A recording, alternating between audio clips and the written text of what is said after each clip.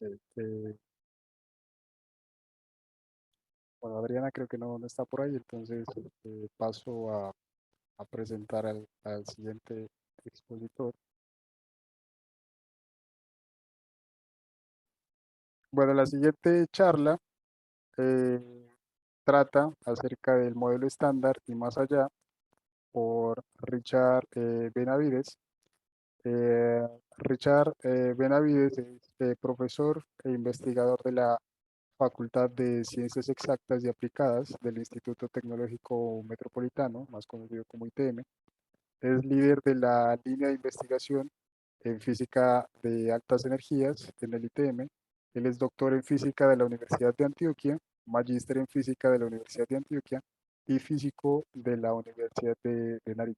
Sus temas de trabajo normalmente son física más allá del modelo estándar, materia oscura, neutrinos y bosones ZP.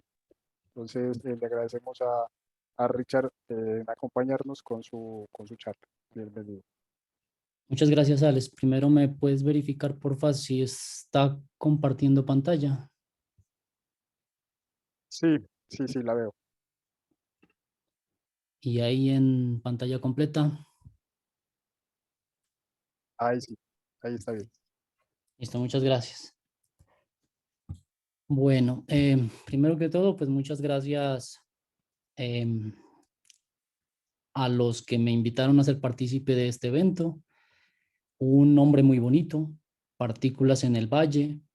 Lo que queremos es llevar o dar a conocer lo que hacemos en física de altas energías aquí en el Valle de Aburrá entre las distintas instituciones. Como pueden haber notado desde el día anterior,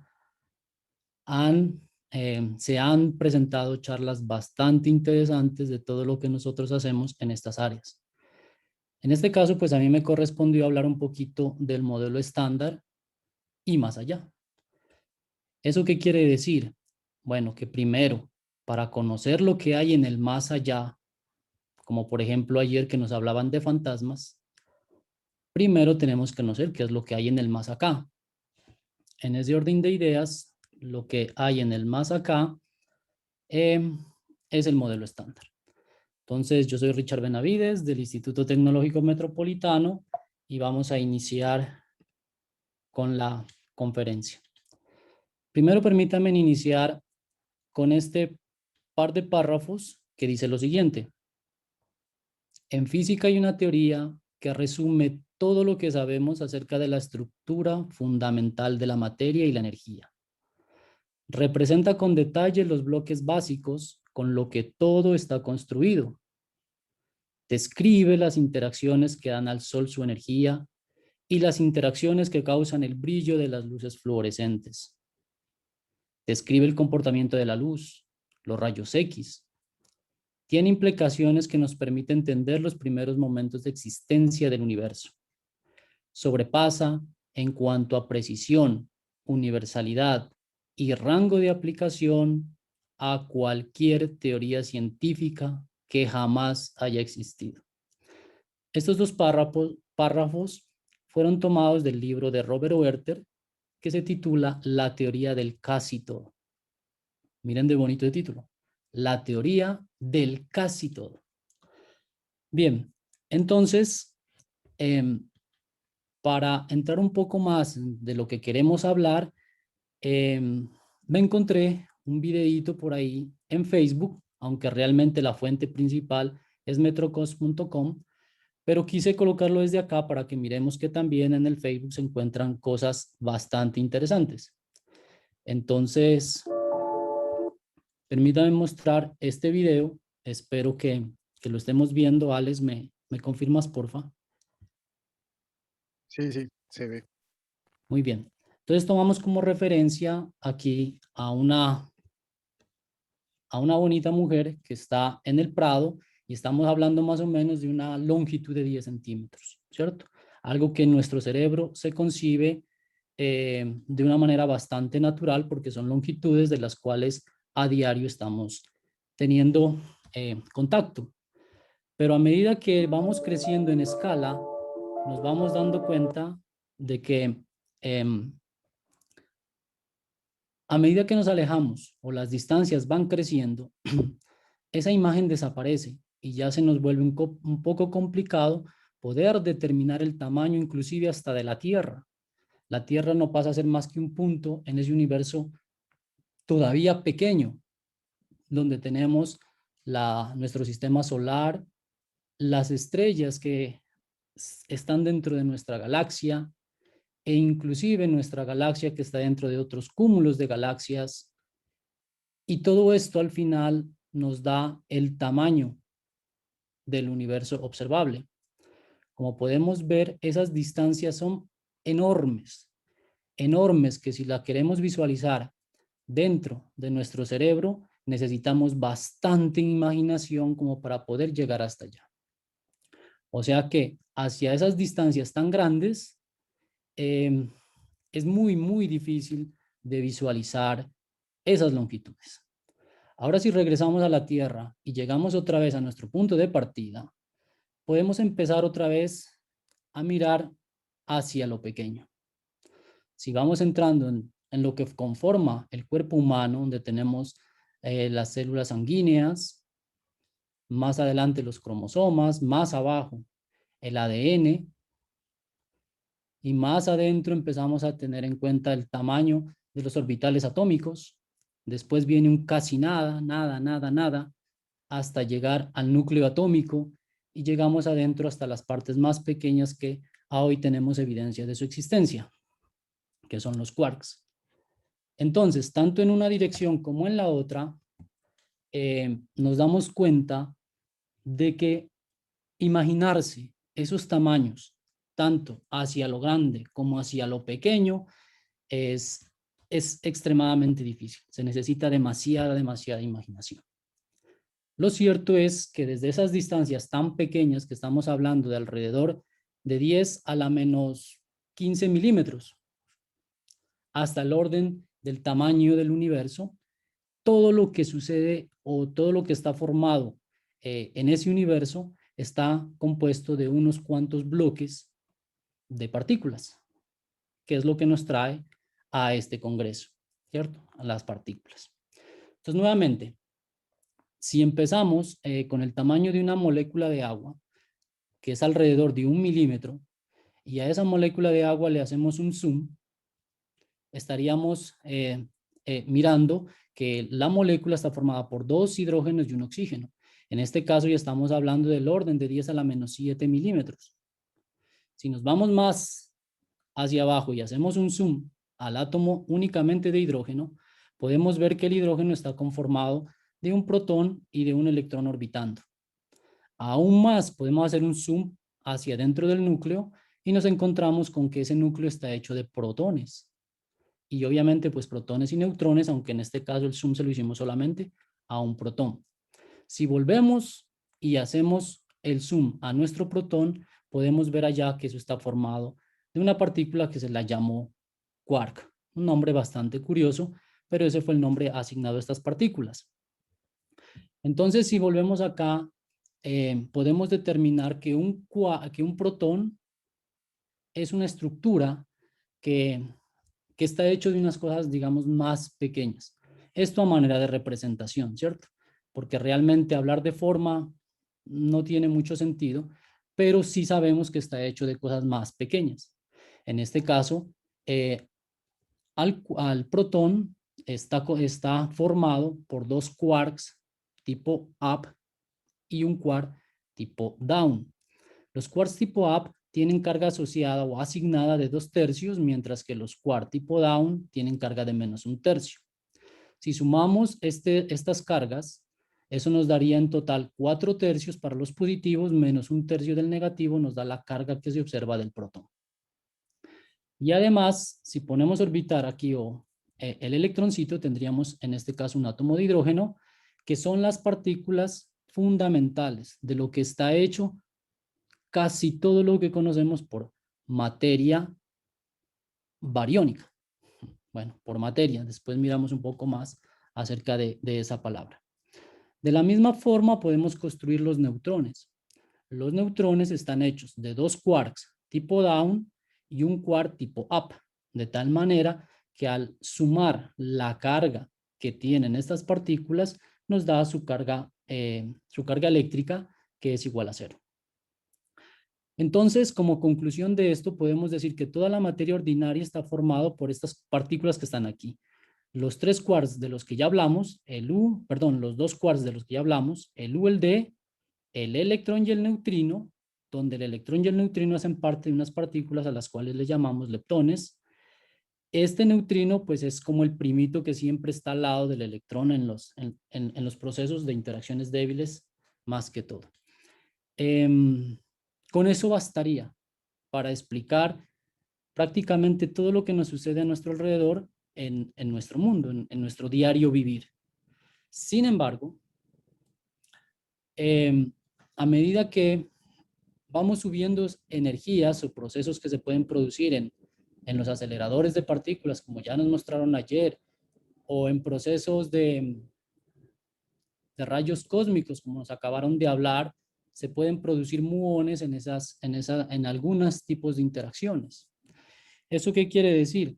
De que se ha descubierto a hoy de que no es solamente las partículas que acabé de nombrar, las elementales, el quark, el down en electrón y el neutrino electrónico, las que están en la primera columna. Ellas tienen sus propias características, como por ejemplo el quark es una partícula, como ya lo dije, que tiene una carga asociada de 2/3, de spin 1/2, el quark down tiene una carga de -1/3, también de spin 1/2, y así sucesivamente la carga del electrón y el neutrino. Como podemos ver, esta segunda columna es una réplica exacta de la primera, salvo que la masa de las partículas que están en la segunda columna es mayor a la de las primeras, excepto por la de los neutrinos. Esto de los neutrinos todavía es una incógnita, ¿cierto? Entonces, el charm va a ser más masivo que el quark, el strange va a tener más masa que el quark down, el muón va a tener más masa que el electrón. Siguiendo en la tabla, el top va a ser más masivo que los dos anteriores, el bottom que sus dos anteriores, que el tau es sus dos anteriores. Ahora el tau es la partícula más masiva que nosotros tenemos o que hayamos descubierto del tipo fermiónico. Si podemos ver aquí en esta tabla, la masa del quark top es extremadamente grande comparada con los demás. Eso es algo que todavía no tiene una clara explicación. Los neutrinos, como nos hablaban ayer en la charla de la profesora Amalia, se sabe a hoy que tienen masa. De pronto se tienen unos límites de la masa que deberían tener, mas no se conoce el valor exacto de esa masa. Estas partículas que están en color violeta y verde son las que forman digamos, la materia bariónica. De hecho, de eso está hecho la materia. Las que están en la siguiente columna se llaman partículas portadoras de fuerza. Entre esas tenemos, por ejemplo, el más conocido de todos, que es el fotón, en el cual el fotón pues tiene una masa de 0, su carga es 0 y tiene un spin de 1. Este es el responsable de que se lleve a cabo todas las interacciones electromagnéticas. O es decir, si hay una interacción electromagnética, es porque de alguna manera entre ellos se están intercambiando fotones. De esa misma forma, tenemos los gluones. Los gluones va a ser el causante de que tengamos una interacción fuerte. Más adelante voy a hablar un poquito más acerca de lo que es una interacción fuerte. Estos dos bosones de acá, 3 realmente, porque los W son 2, vienen de carga positiva y carga negativa, y el Z son los bosones que aparecen en las interacciones débiles. A diferencia de los anteriores, estos bosones sí que tienen masa. Una masa que ya ha sido bastante bien medida con estos valores que tenemos pues aquí en esta tabla. Finalmente, en este mapa de partículas elementales tenemos nuestro bosón de Higgs, ¿cierto? Una partícula propuesta por allá en los años 70 para poder explicar cómo estas partículas elementales adquieren masa. Partícula que fue descubierta no hace mucho, Entonces, miren que fueron propuestas como en el 70 y fue descubierta en el 2013. Pasaron 43 años para poderla descubrir. Es la encargada de que las partículas que tienen masa de estas que acabamos de mostrar aquí tengan esa masa. ¿De acuerdo? Estas partículas que están en esta tabla es la que forman el modelo estándar. Y de esa es de lo que vamos a hablar un poquito más. Bien.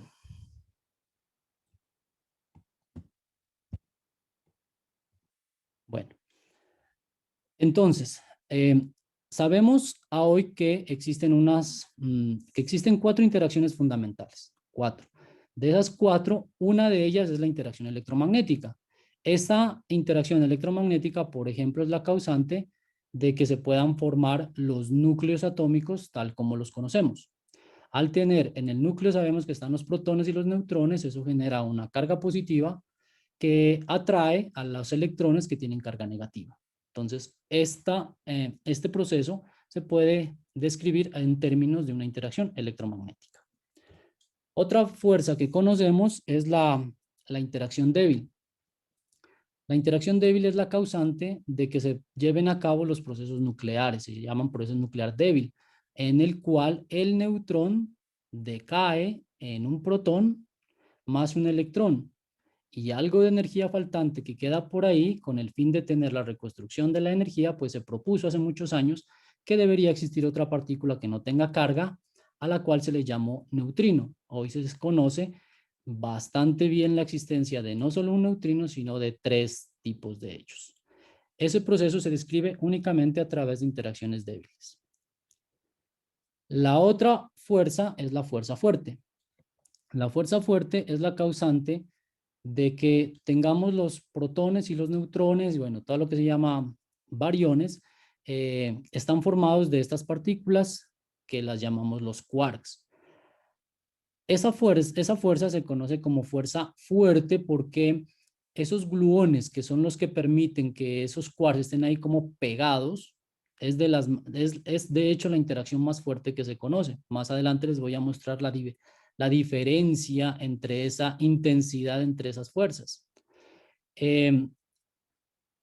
La cuestión curiosa aquí es de que estos quarks nunca se encuentran libres, es decir, nunca se ha observado un solo quark por ahí, sino que siempre vienen o de A2 o de A3, ¿cierto? O sea que a pesar de que es la fuerza más fuerte, pues serían como los más cobardones porque siempre andan juntos, andan de A2 o de A3. Bien. Esos 3 tipos de fuerzas o esos 3 tipos de interacciones que acabé de mencionar son las que explica o se puede explicar a través del modelo estándar. Hay una cuarta fuerza, que es la fuerza gravitacional, de la cual voy a hablar muy poco, porque a este nivel, al nivel de partículas, la fuerza gravitacional es prácticamente desapercibida. Sin embargo, en una teoría mmm, que contenga todo lo que se conoce como las teorías del todo, pues obviamente debe incluir la interacción gravitacional dentro de su descripción. Así es que finalmente tenemos estas 4 interacciones: la fuerza fuerte, la electromagnética, la débil y la gravitacional.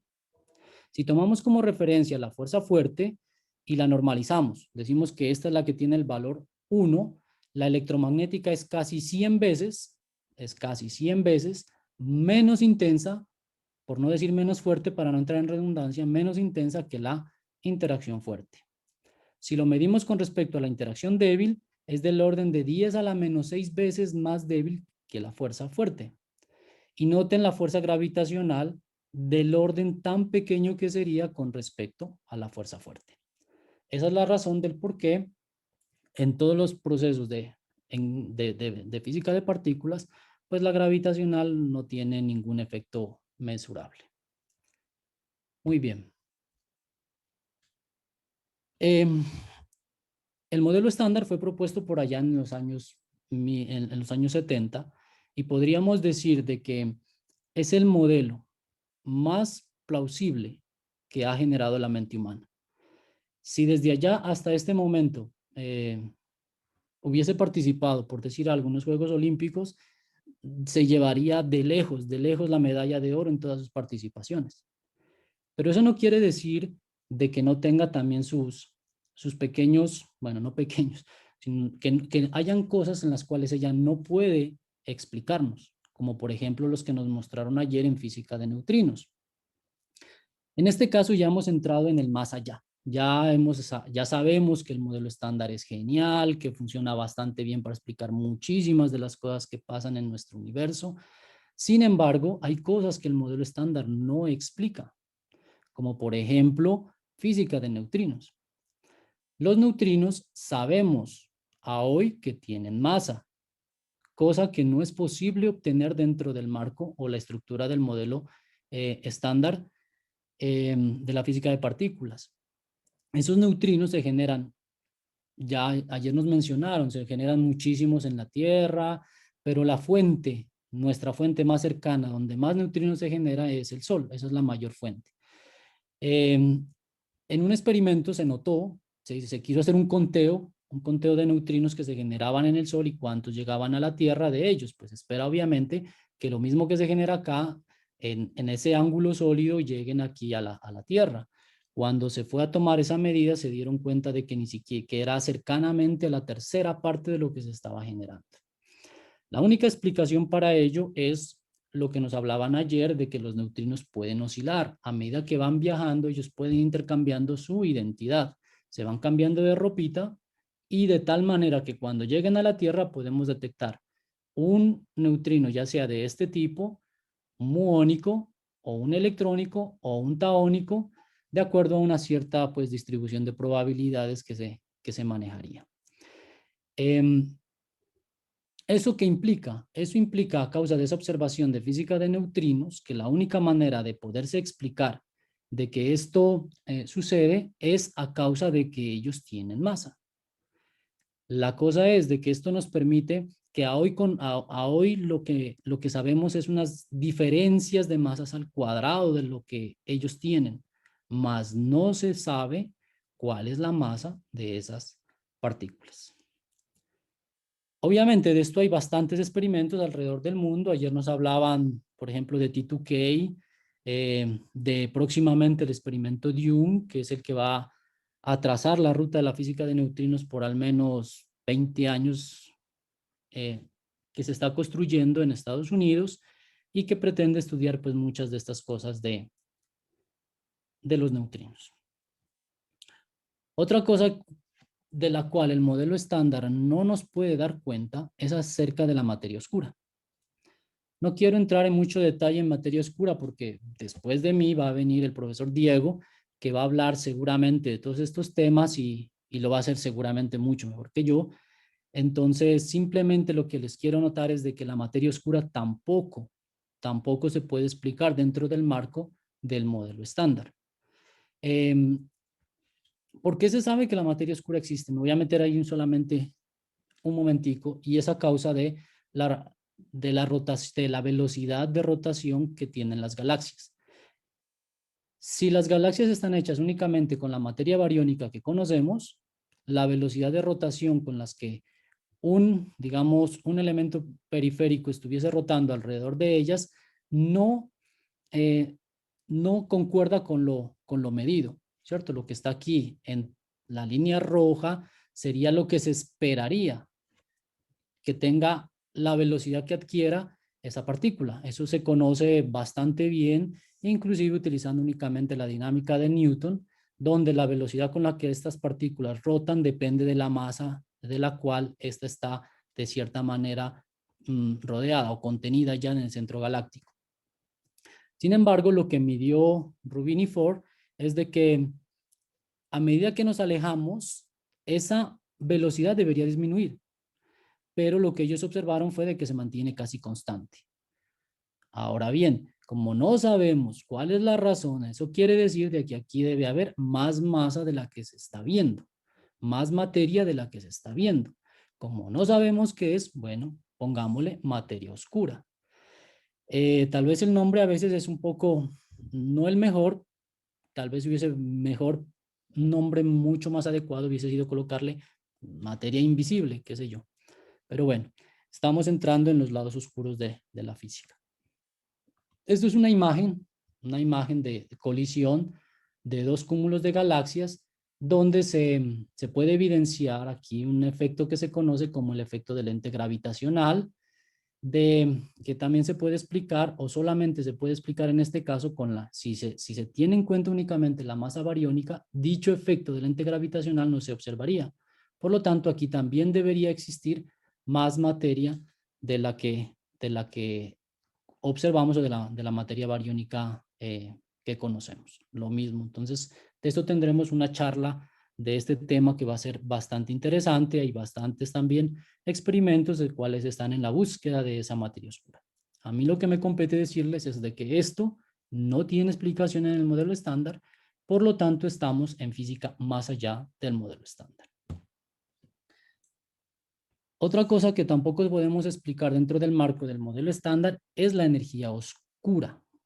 Bien, a hoy sabemos de que el universo se expande y más aún que esa expansión se está acelerando. En términos de esa rata de expansión, uno puede determinar cuánta energía se necesita para conseguir esa aceleración. Eh, no sabemos, no se sabe cuál es la energía que está ocasionando eso. Nuevamente, como no sabemos, entonces en este caso le llamamos energía oscura. Esto ya es un problema más relacionado con cosmología, pero vale la pena decir de que tampoco podemos explicar eso en términos del modelo estándar y que esa energía oscura dentro de nuestros parámetros que conocemos del universo es alrededor del 72% de toda esa energía. 72%. La materia oscura que hablé anteriormente está alrededor del 3%. Y la materia que nosotros conocemos, de lo que estamos hechos nosotros, lo que respiramos, las estrellas, todo lo que usted se imagine como materia, que es la materia bariónica, es aproximadamente un 5%.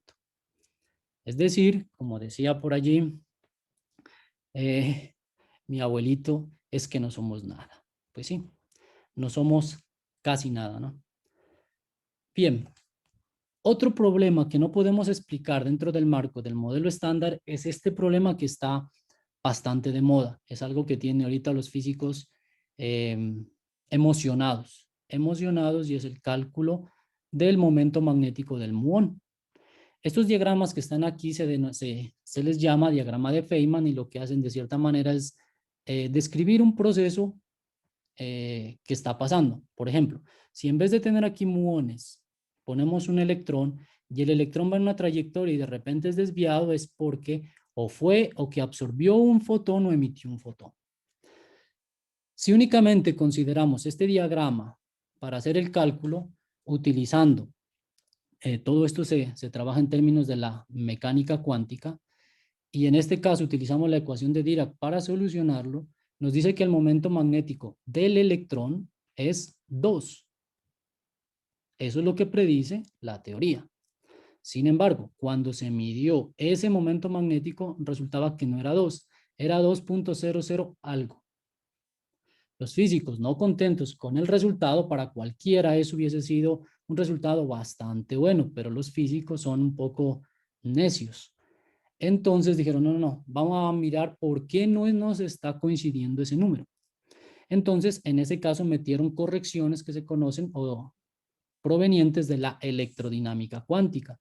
¿Eso qué quiere decir? De que podemos tener unas partículas formando unos loops, tanto de la electrodinámica cuántica como de las interacciones débiles, e inclusive tener en cuenta procesos que provengan de la cromodinámica cuántica.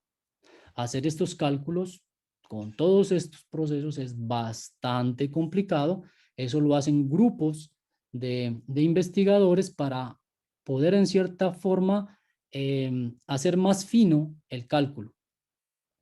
Y resultó que sí, que al calcular ese número y al tener en cuenta todas esas consideraciones, ese número predicho por el experimento y por la teoría concuerdan hasta con 10 decimales de precisión. 10 decimales. Eso es una cosa increíble que ninguna teoría puede llegar hasta allá. O sea que eso es uno de los grandes logros que tiene el modelo estándar. Sin embargo, aquí también cae el problema. Cuando se cambió la partícula y se mete ahí a estudiar el momento magnético del muón en vez del electrón, resulta de que después de tener todos estos cálculos teóricos y compararlos con la toma de datos experimentales de, de varios experimentos por muchos años, se tiene que el momento teórico, el factor G que se le conoce, medido por el experimento G-2 de Fermilab, que el resultado de este número fue dado hace poquito, fue en abril de este año, nos dice que el resultado experimental es 2.00233184.080, mientras que el que se predice por la teoría después de tener en cuenta todos estos diagramas es 2.00233183.620. Si ustedes notan, la discrepancia está en estos últimos 4 decimales.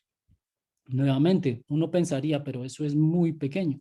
Pero resulta que así no funcionan muy bien los resultados experimentales, hay que tener en cuenta la estadística.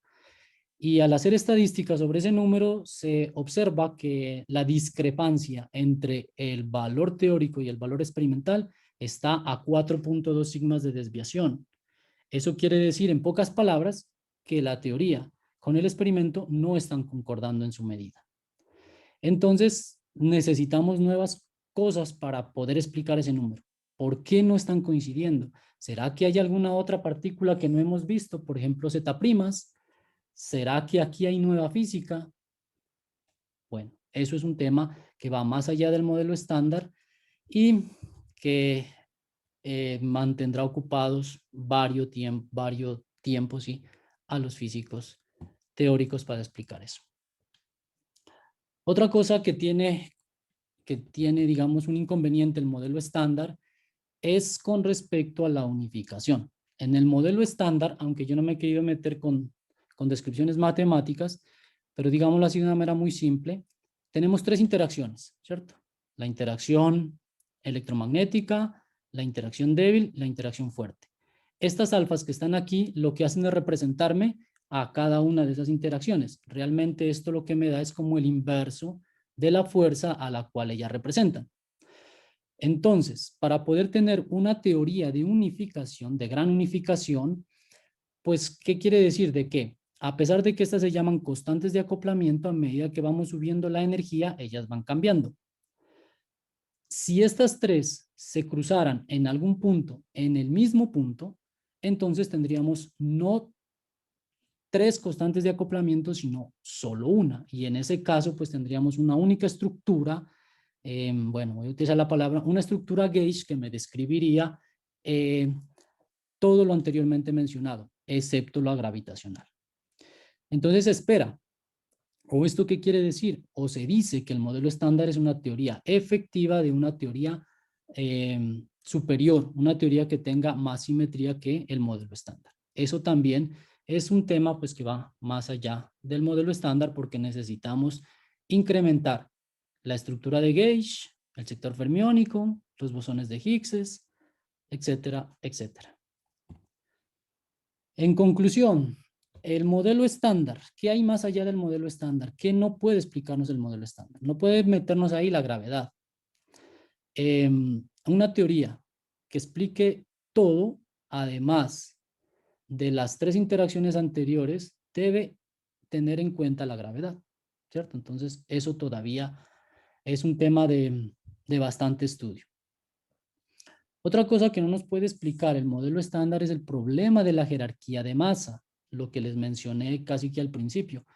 A medida que vamos subiendo entre familias, la masa va creciendo. ¿Por qué la masa del TOB es tan distinta con respecto a las de las demás?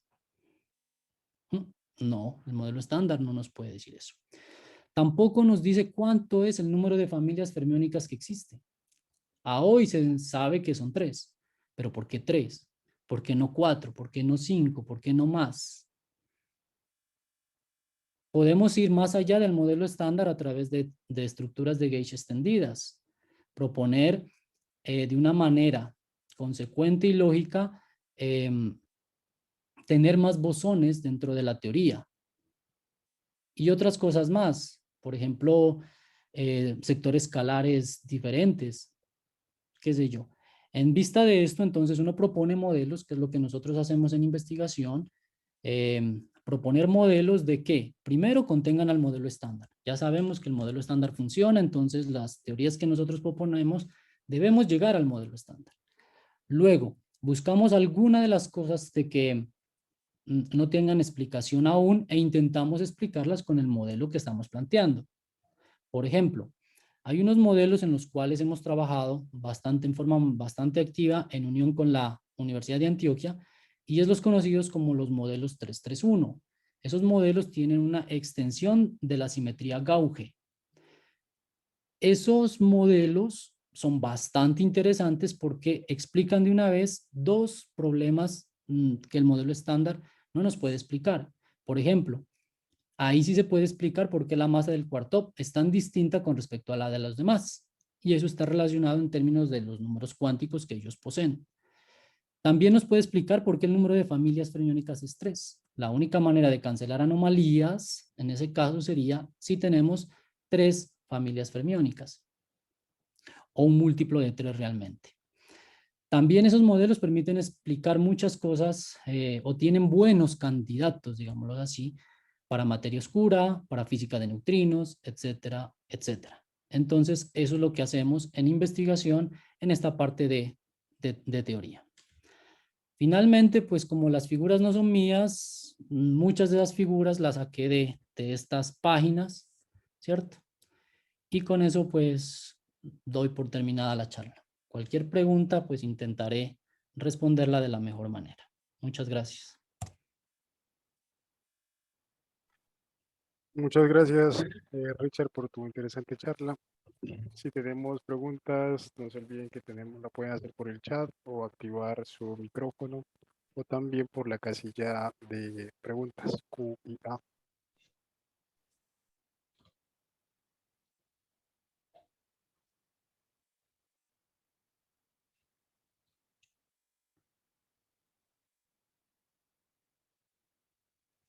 Andrés Felipe. Andrés Felipe.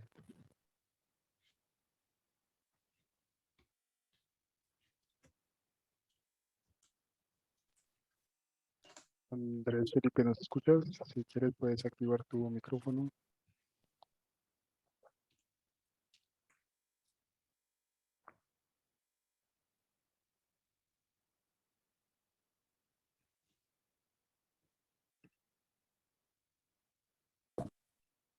Creo que tiene.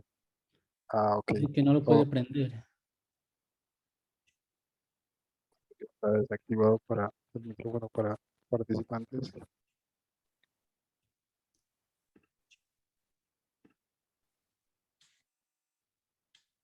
Eh, ahí, ahí puedes activarlo, Listo, Andrés. perfecto. Ahí me escuchan. Sí. Sí, perfecto. Listo, perfecto.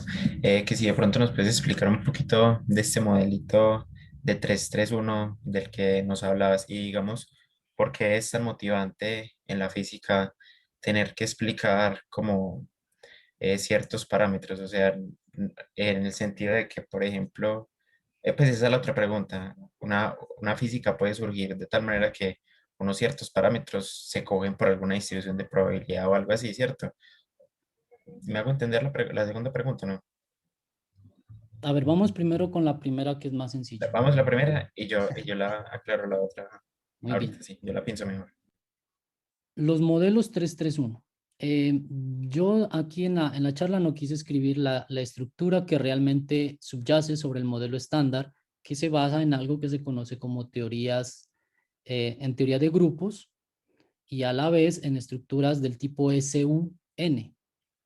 Entonces el modelo estándar está conformado por una teoría de color, que es la que nos describe el comportamiento de la interacción fuerte, que es conocida como la teoría SU3 del color. Luego proviene la interacción débil. La interacción débil se describe a través de, del modelo de teoría de grupos conocido como el SU2L.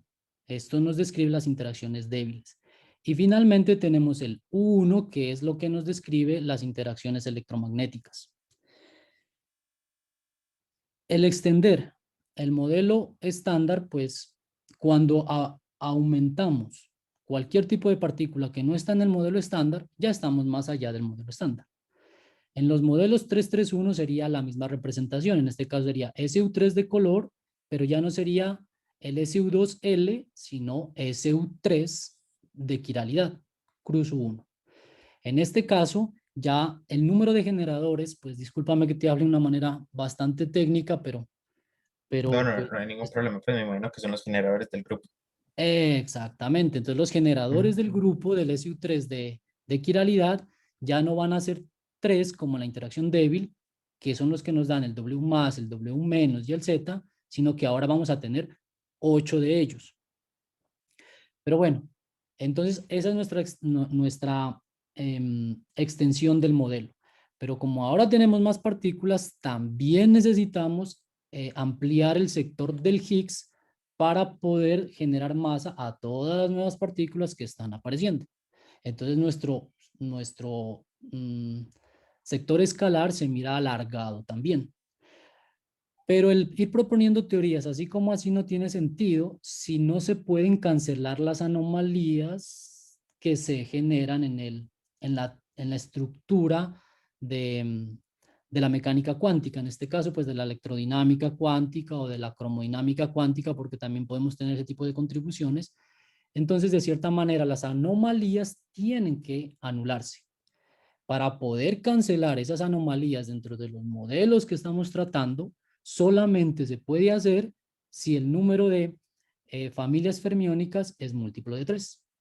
Entonces, ahí estamos obteniendo la primera respuesta. ¿Por qué es 3? En nuestro modelo tiene que ser 3 para que se puedan cancelar esas anomalías. Y por otro lado, como los números cuánticos que nos van a llevar a la construcción de estos multipletes, resulta que el top ya va a tener números cuánticos distintos a los otros. Eso da una razón del por qué él es el diferente a los otros dos y tiene una masa más grande que la de los otros.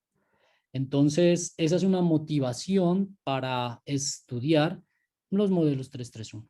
Así, pues, espero haber sido lo más claro posible. No sé si satisfizo tu curiosidad. Sí, pues naturalmente hay que, digamos, leer un poquito más para entender, pues, bien en forma, pues, lo que nos estás comentando, ¿cierto? Entonces, pero digamos que se entiende, pues, una idea general.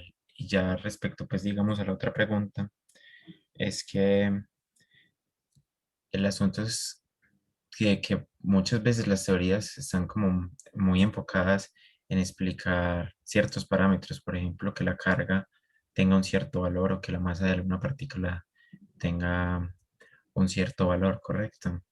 Básicamente, ¿qué tanta relevancia es y qué tanta motivación física ves vos en eso? Bueno, lo que debe hacer la teoría es reproducir lo que se mide en los experimentos, ¿cierto? Si la teoría no hace eso, entonces pues estaríamos en el rango más de las matemáticas que de la física. Entonces lo que predecimos en la teoría tiene que testearse en el experimento y estar de acuerdo con dichas medidas. Entonces, la masa, claro que es importante poder predecir el valor que se tiene en masa de acuerdo a la teoría. Qué sé yo, ese número que les acababa de hablar del G-factor, que es lo que se midió hace muy poco, los resultados fueron presentados muy pocos por Fermilab, ese grado de discrepancia puede decir de que no sabemos, pero puede ser que haya nueva física. Y qué bueno saber si hay algo más, ¿cierto? Si hay algo más que nos permite entender de una mejor manera cómo funcionan las cosas. Pues realmente de eso es lo que se trata lo que nosotros hacemos. Todos los días nos preguntamos lo mismo, ¿cómo funcionan las cosas? Y entonces vamos y escarbamos para ver si podemos encontrar ese funcionamiento. Entonces, esos valores eh, que se tienen experimentalmente tienen que en principio poderse reproducir o explicar de alguna manera dentro de los modelos pues, que que nosotros trabajamos.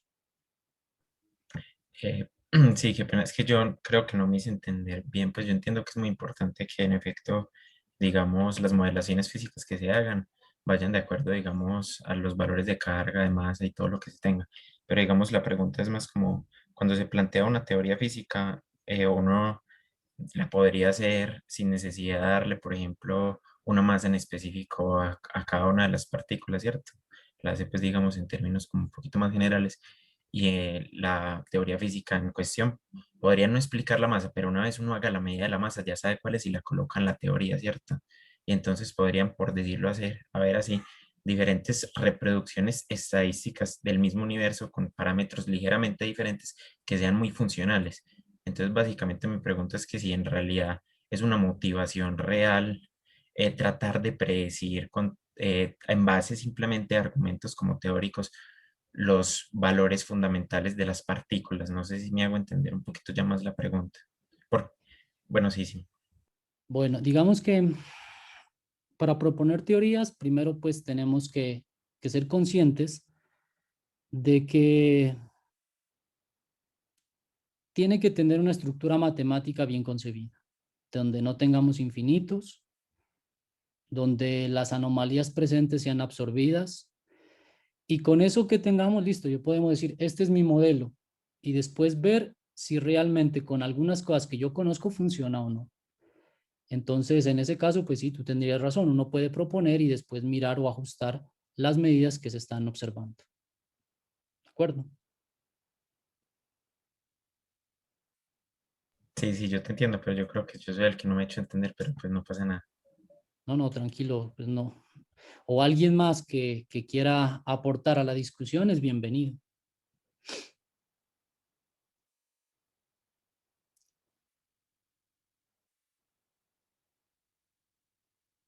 Bueno, no sé. Alex, profe Diego.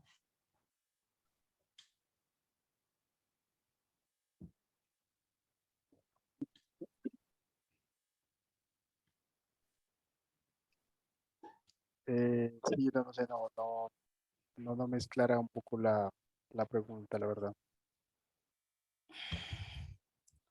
O sea, lo que siempre hay que entender es que normalmente, o sea, hay dos, por ejemplo, hay en la parte de la física siempre ha habido como dos formas de hacer ciencia, ¿cierto? La primera es plantear la teoría, o sea, el marco teórico, que, que sale a veces del saber matemático y de la creatividad, de la imaginación, como decía Einstein, y proponer una teoría. Y luego viene la parte experimental y comprueba esa teoría. Ahora, hay otras áreas, en el caso, por ejemplo, de rayos cósmicos, que, que, que ha surgido lo contrario. Se ha hecho física experimental y luego se ha tratado de explicar esos resultados con la teoría existente. Entonces, son como esas dos cosas que uno trata se ha visto en la parte de la física. O sea, en algún punto, algún espectro de los rayos cósmicos no fue explicado por las teorías y surgieron marcos teóricos que permitieron explicar o tratar de explicar eso que se observaba. Creo que Andrés Felipe estaba con la mano levantada otra vez. Sí, que yo creo que ya sé cómo formular mi pregunta. Que pues Dígame. en una analogía muy buena es que uno si asume que el espacio es euclidiano, ¿sí o qué? Uno puede empezar a hacer consideraciones para escribir el lagrangiano de una partícula libre en base a puras simetrías que tiene que presentarse, digamos, entre eh, observadores físicos, ¿cierto? Entonces ahí se predice la forma del lagrangiano y tiene una forma pues como muy precisa. Entonces mi pregunta es como, hay cosas que se proponen precisamente para no solamente hablar de un lagrangiano, sino, por ejemplo, hablar de la carga que tiene que tener una partícula, cosas así por el estilo, que si en realidad se puede considerar que eso tiene una motivación física eh, fundamental, ¿cierto? Si las cargas, por ejemplo, tienen alguna simetría que tengan que satisfacer y si, por ejemplo, el valor preciso que tenga que tener cambia esa simetría, por ejemplo, ¿sí? Por decir algo. Lo cierto es de que así como tú dices, si tenemos un espacio euclídeo, entonces sabemos que nuestro lagrangiano tiene que estar en concordancia con ello. Nosotros vamos buscando pistas de la naturaleza. Como nos vaya diciendo la naturaleza, como se va observando desde lo experimental, tenemos que ir fabricando la teoría. Entonces, ya, por ejemplo, si hablamos de bueno, es que no solamente carga eléctrica, sino que también hay otras cargas asociadas, como las cargas de color, que eso se han evidenciado a partir de los experimentos y de las predicciones, ¿cierto? Por ejemplo, a través del camino óctuple, Kellman pudo predecir la existencia de una partícula que no se acomodaba dentro de sus gráficos bastante bien conocidos. Necesitaba una partícula para que le llene ese gráfico. Él dijo, mire, esa partícula tiene que tener carga eléctrica -2 y más o menos tiene que ser esa masa. Y efectivamente, eso fue predicho netamente en la teoría y luego se fue al experimento. Después de algunos años se encontró la partícula en el rango de masa que se había predicho y con la carga que se había predicho. Entonces, nosotros podemos ir de acuerdo a ciertas simetrías, encontrando o proponiendo lo que se puede ir a buscar, y también es al contrario, desde el experimento nos dicen que se tiene que explicar. Entonces, no sé, eso sería pues mi respuesta a Sí, ello. sí, ahora sí, clarísimo, ahora sí, creo que sí se entendió bien, gracias. A ti por las preguntas, muy buenas preguntas. Muy buenas preguntas, Andrés. Muchas gracias. Bueno, creo que agradecemos a Richard por su charla nuevamente.